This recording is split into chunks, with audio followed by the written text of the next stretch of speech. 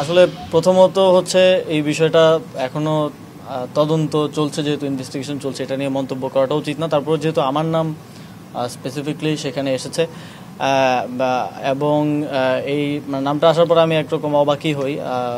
জানাল আলম অপুকে আমি চিনতাম যখন আমি ছাত্র অধিকার পরিষদে ছিলাম 2022 সালে, মানে যখন ক্যাম্পাসে আমরা ছাত্র রাজনীতির সাথে যুক্ত ছিলাম, তখন সেও ছাত্র অধিকার পরিষদ করতো, সম্মিলিত বেসরকারি বিশ্ববিদ্যালয়ের কমিটিতে বোধহয় ছিল, তখন চিনতাম। কিন্তু গত 2024 সালের 5ই আগস্টের পরে তার সাথে আমার কখনো কথা বা দেখা হয় না।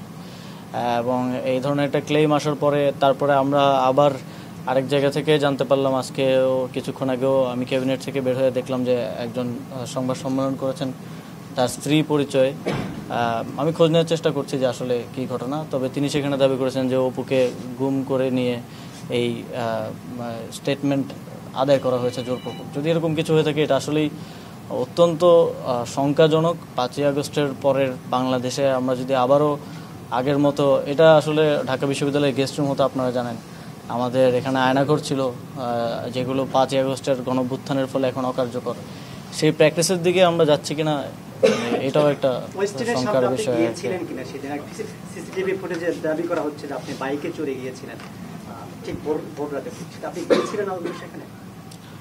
আমি মাঝে মধ্যেই আমার রাতে যখন কাজ শেষ হয়, প্রায় কখনো কখনো ভোর হয়ে যায়, আমি রাতে খাওয়া দাওয়া, ওই সময় বাসায় আসলে খাওয়া দাওয়া দেওয়ার মতো কেউ থাকে না খাবার, তো আমি মাঝে মধ্যে হচ্ছে বেশিরভাগ সময় যাই হচ্ছে 300 ফিটের নীলা মার্কেট বলে একটা জায়গা আছে, আপনারা জানেন, ওইখানে হাঁসের মাংস খুব ভালো পাওয়া যায়, তো ওইখানে হয়তো যাই 4-5 জন মিলে। তো আবার মাঝে মধ্যে ওইটা আবার বেশি ভোর হয়ে গেলে বন্ধ থাকে, তখন ওইদিকে ওয়েস্টার্নে যাওয়া হয়। তবে এক্সাক্ট ওই দিন আমি গিয়েছিলাম কিনা বা সেখানে ছিলাম কিনা এটা আমার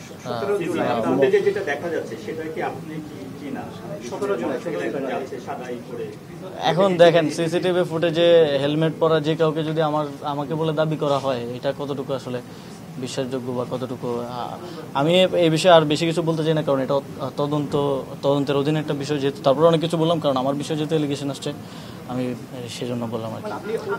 অস্বীকার করছেন অভিযোগটা? হ্যাঁ, এর সাথে ভাই আমার কোনো ধরনের সম্পৃক্ততা নাই, এবং আমার মনে হয় না এখনও কেউ এরকম কোনো প্রমাণ দিতে পেরেছেন আমার সম্পৃক্ততা আছে। বরং আরও যার সাক্ষাৎকার নেওয়া হয়েছে, এই সাক্ষাৎকারটা একজন রাজনৈতিক নেতার বাসায় একজনকে জোরপূর্বক নেওয়া হয়েছে বলে যে অভিযোগ এসেছে, এটাও অত্যন্ত গুরুতর একটা অভিযোগ, এবং সেটা পরিবারের দিক থেকে এসেছে, যথেষ্ট রিলায়েবলও এখন পর্যন্ত মনে হচ্ছে।